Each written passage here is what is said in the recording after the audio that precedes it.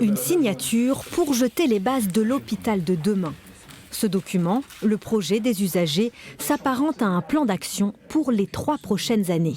Notre système de santé ne peut pas fonctionner qu'avec des professionnels qui décident pour les gens. Qu'est-ce qu'il faut ? Il faut automatiquement, à un moment donné, qu'il y ait l'écoute de la personne qui est aujourd'hui en face du professionnel. Voilà. Et ça, ce document-là l'assure ? Alors, ce document-là, il le scelle comme étant un incontournable. Maintenant, c'est pas acquis, c'est pas gagné. Ça va se co-construire au fil du temps. Parmi les projets qui devraient se concrétiser, le recrutement à mi-temps dès la rentrée d'un ancien malade en tant que patient partenaire en cancérologie.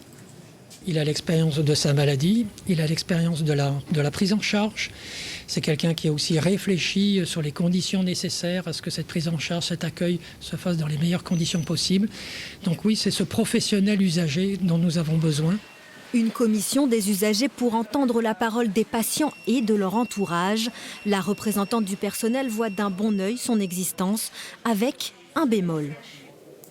Aujourd'hui, il nous manque du personnel. Le soignant a moins de temps au pied du patient.